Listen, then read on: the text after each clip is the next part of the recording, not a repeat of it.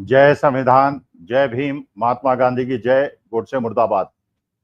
देखिए, प्रश्न ये उठता है कि डोनाल्ड ट्रंप साहब G7 जो एक बहुत महत्वपूर्ण ऑर्गेनाइजेशन है, उसमें डोनाल्ड ट्रंप साहब एक विशिष्ट अतिथि और पार्टिसिपेंट के रूप में उन्हें जाना था।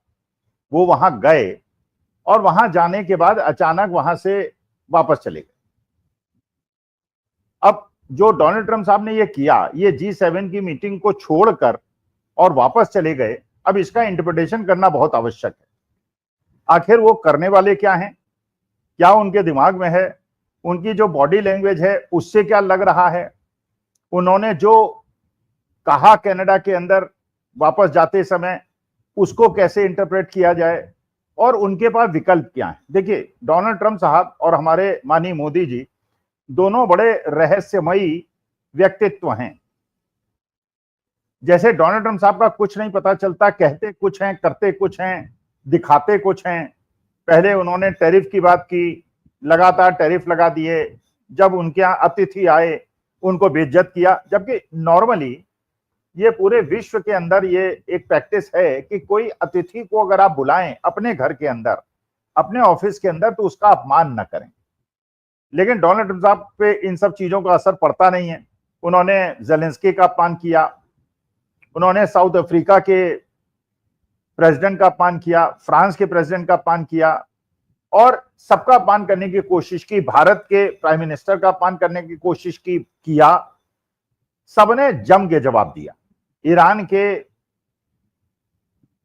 राष्ट्राध्यक्ष ने भी जवाब दिया, यूक्रेन के राष्ट्रपति ने भी जवाब दिया, सबने दिया। मोदी जी के अलावा अभी तक सारे देश जितने भी थे, छोटे थे, बड़े थे, चौथी आर्थिक महाशक्ति नहीं भी थे, लेकिन वो तन के खड़े रहे।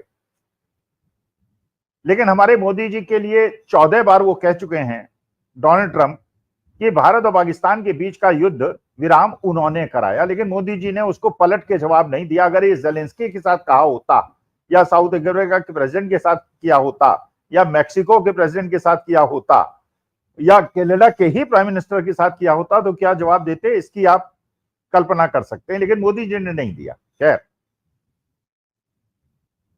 डोनाल्ड ट्रंप साहब अचानक वहां से वापस चले गए। जब उनसे पूछा गया कि क्या आप युद्ध विराम कराने जा रहे हैं, तो उन्होंने कहा, युद्ध विराम कराने नहीं जा रहा हूं, कोई बहुत बड़ा निर्णय लेने जा रहा हूं।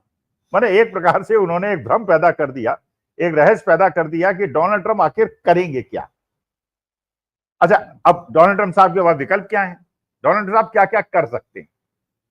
पहला तो डोनाल्ड साहब ये कर सकते हैं जो पूरा विश्व चाहता है, हर व्यक्ति चाहता है, कि भाई शांति स्थापित हो। इजराइल या तो पैलेस्टीन की जगह को छोड़ दे या शांति से रहे और दूसरे को शांति से रहने दे।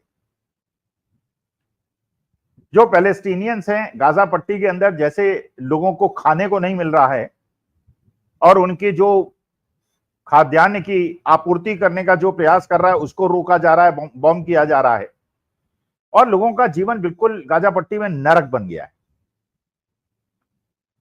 अच्छा, ईरान एक ऐसा महत्वपूर्ण पात्र है उस एरिया के अंदर जिसके बारे में सबको पता है कि उसकी एक विशिष्टता है, एक व्यक्तित्व है। जब ईरान इराक के बीच का युद्ध भी हुआ था तो पूरा विश्व एक तरह से ईरान पे दबाव डाल रहा था कि इराक से पंगेबाजी न करे, लेकिन ईरान ने की सेनाओं ने इराक के अंदर घुसती चली गई और किसी का केयर नहीं किया। बड़ी मुश्किल से बात बनी और शांति स्थापित हुई। अच्छा, जिस प्रकार से दोनों तरफ से चक्रव्यूह हुआ था, अमेरिका इजराइल की तरफ से चक्रव्यूह हुआ था, उन्होंने जितने आसपास के देश हैं उनको आतंकित करके अपने अधीन कर लिया था। और सऊदी अरेबिया जो है वो अमेरिका का परम मित्र माना जाता है और बहुत अच्छा मित्र माना जाता है। और सऊदी अरेबिया पाकिस्तान से भी बहुत अच्छे संबंध रखता है, भारत से भी बहुत अच्छे संबंध रखता है। हमारे यहाँ आते हैं और जब जाते हैं तो पाकिस्तान होते हुए चले जाते हैं, तो वो मैसेजिंग उनकी ये है कि वी ट्रीट यू इक्वली। लेकिन इस पर्टिकुलर केस में सऊदी अरेबिया भी ईरान के साथ जाके खड़ा हो गया। इराक जैसा देश जिनसे युद्ध हुआ था, ईरान इराक का, वो भी ईरान के साथ जाके खड़ा हो गया। पाकिस्तान ने एक प्रकार से इस्लामिक लीडरशिप और सॉलिडेरिटी की बात कर ली, तो एक प्रकार की ये चीज होती चलेगी। अब जब ये डोनाल्ड ट्रंप जाएंगे अमेरिका, तो आखिर वो करना क्या चाह रहे हैं? अगर उन्होंने स्पष्ट रूप से कह दिया है कनाडा के अंदर कि युद्ध विराम नहीं कराऊंगा, बहुत बड़ा करने, तो बहुत बड़ा कर क्या सकते हैं? उनके पास विकल्प क्या है? अब आप ये सोचिए, संभावनाओं पे विचार कीजिए। देखिए, ये बात पक्की है कि ईरान का एक अलग कैरेक्टर है, वो पर्सनैलिटी है उनके देश की। जहां तक मैंने उनके साहित्य में पढ़ा, उनके देश के बारे में पढ़ा, उनके देश के बारे में जानने की कोशिश की, वो ऐसे लोग हैं जो कि पूरी तरह से आज की तारीख में अपने राष्ट्राध्यक्ष khomeini साहब के पीछे एकजुट होकर खड़े हुए। मतलब एक तरफ तो इजराइल के अंदर अपने राष्ट्राध्यक्ष के खिलाफ देश के अंदर विद्रोह पैदा हो रहा है, दो गुट बन गए हैं, बल्कि यहां तक हो रहा है कि बंकर्स के अंदर जो पक्ष के लोग हैं, सरकार की नीति के, और विपक्ष के लोग हैं, उनके अंदर हाथापाई की स्थिति हो गई है बंकर्स के अंदर। अब एक और स्थिति बन रही है कि बंकर्स के अंदर जो विदेशियों को इजरायलीज ने बुलाया था, और भारतवर्ष से भी बड़ी संख्या में बुलाया था, आपको पता ही होगा।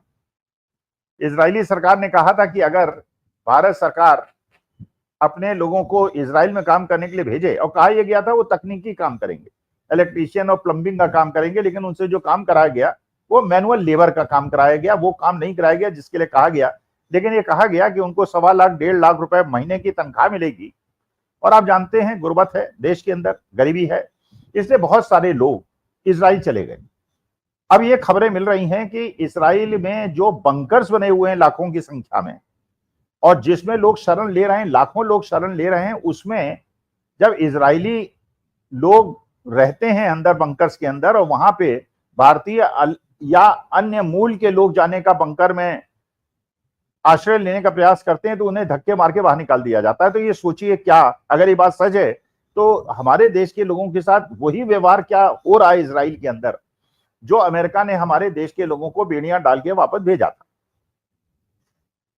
अच्छा, इसके बाद ईरान का जो कैरेक्टर है, जैसा पता चला कि 1991 में जॉर्ज फर्नांडिस ईरान गए, और वहां जाके उन्होंने देखा कि उनके जो जीवन शैली है वो हमारे देश से और बाकी देशों से अलग है।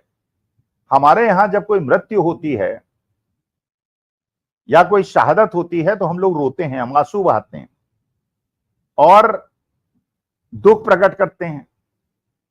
ईरान के अंदर जो कल्चर है वो ये कहता है कि अगर इस प्रकार से मौत होती है, या तो विरोधी देश ने आपके प्लेन पे अटैक कर दिया, या शहादत हो गई, जैसे पुलवामा के अंदर 40 जवानों की शहादत हो गई थी, पहलगांव के अंदर 26 लोगों की शहादत हो गई, बाकी लोग भी शहीद हुए, तो हम लोग दुख प्रकट करते हैं। हमारे संस्कारों में, सभ्यता में यह है कि हम रोते हैं, हम दुखी होते हैं और शोक संदेश देते हैं। लेकिन उनके देश में अगर ऐसी घटना घटी होती तो ये कहते हैं कि ये शहादत इनको प्राप्त की है और हम इसको सेलिब्रेट करेंगे, और जिसके घर में मौत हुई है उसको बधाई देंगे कि तुम्हारे घर में शहादत हुई। ये बड़ा हमारे देश वालों के लिए सोचना भी बड़ा मुश्किल है, लेकिन बड़ा डिफरेंट टाइप का देश है।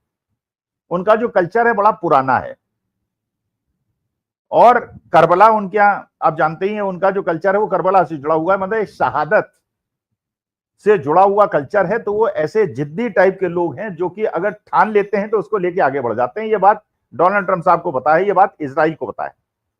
अब इजराइल ने सब जानने के बावजूद, उनके कल्चरल ट्रेट को जानने के बावजूद, अगर उनके न्यूक्लियर इंस्टॉलेशंस को ध्वस्त करने के लिए आक्रमण किया,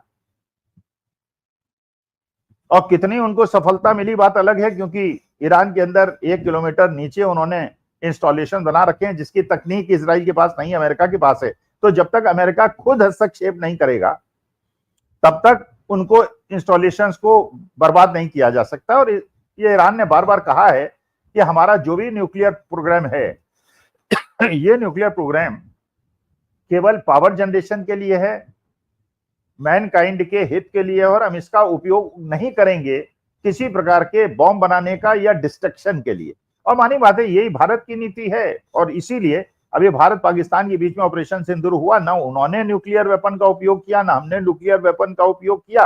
बाकी ट्रेडिशनल उपयोग करके हम आपस में लड़ते रहे। तो ईरान को इस प्रकार से जब इजराइल ने रौंदा तो ये एक्सपेक्टेशन किया गया था कि सबको पता है इजराइल के पीछे अमेरिका का बरद हस्त है, तो इजराइल के ऊपर काउंटर अटैक करने की हिम्मत और इतना ज्यादा काउंटर अटैक करने की हिम्मत किसी देश की होगी, इसकी संभावना तो बहुत कम थी।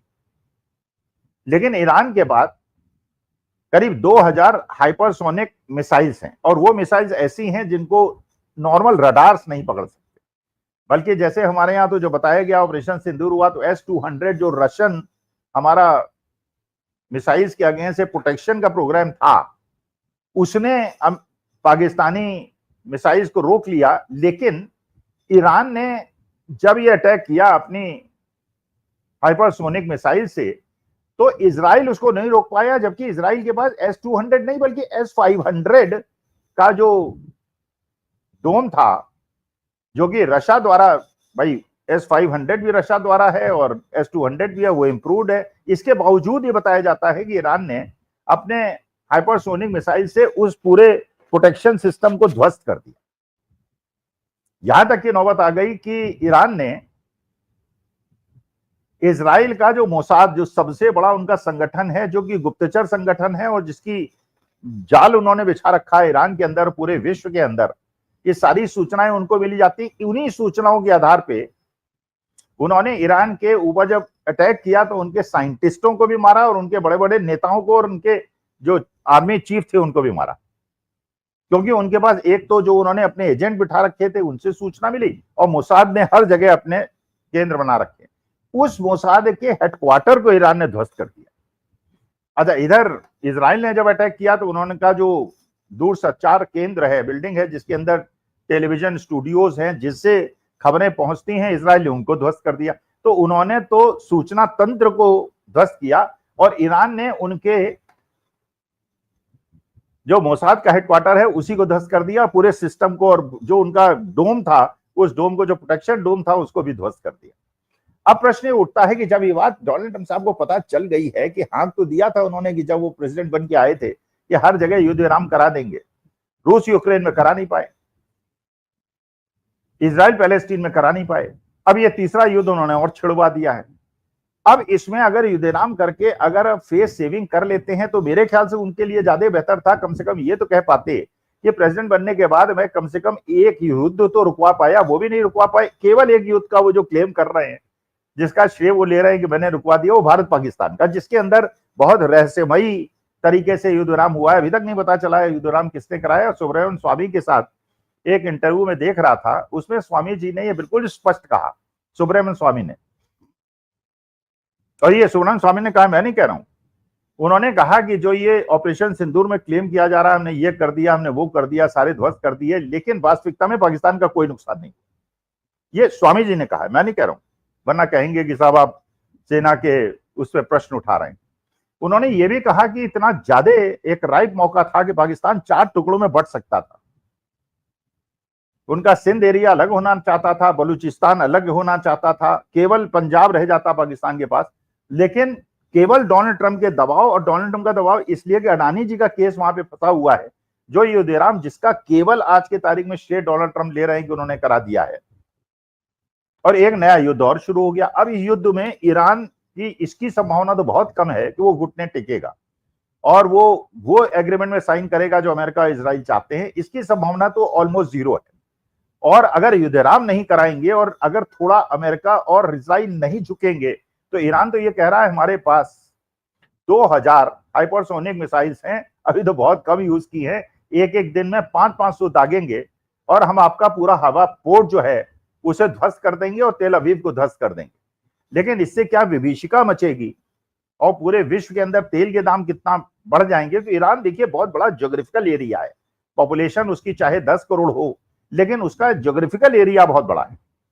तो इसलिए उनके पास वो स्थिति नहीं है कि कंसंट्रेटेड उनकी पॉपुलेशन हो, जैसे इजराइल के अंदर कंसंट्रेटेड पॉपुलेशन है, छोटे से भूभाग में इतने सारे लोग रहते हैं। तो इसलिए ईरान एक लंबी लड़ाई लड़ सकता है, इजराइल लंबी लड़ाई नहीं लड़ सकता। और अमेरिका क्योंकि दूर बैठा है और पुतिन ने भी फोन करके डोनाल्ड ट्रंप से कह दिया है जो आप करा रहे हैं ये उचित नहीं है, and let us stop it here. इसका मतलब यह है, एक इंडिकेशन रशिया की तरफ से भी अमेरिका को मिल गया है कि अगर इस क्षेत्र में हस्तक्षेप करके वो अपनी दादागिरी और चौधराहट जमाने की कोशिश करेगा तो रूस और चीन उसका विरोध करेंगे।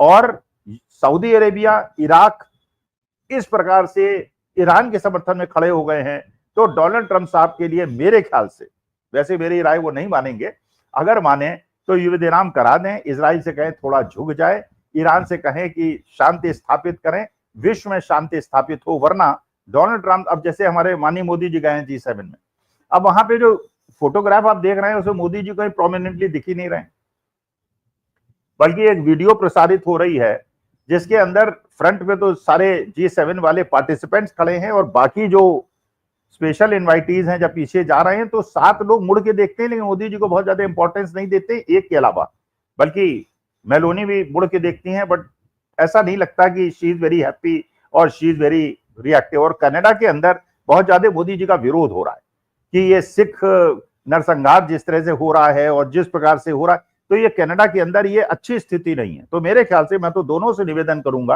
अपने देश के माननीय प्रधानमंत्री मोदी जी से भी निवेदन करूंगा और डोनाल्ड ट्रंप साहब से भी निवेदन करूंगा, थोड़ा टोन डाउन करें अपने को दोनों जने विश्व गुरु दिखाने की कोशिश ना करें, विश्व से एडजस्ट करने की कोशिश करें और विश्व के अंदर शांति स्थापित करने की कोशिश करें। इसी से विश्व का मानव कल्याण होगा। नमस्कार, धन्यवाद और प्रणाम।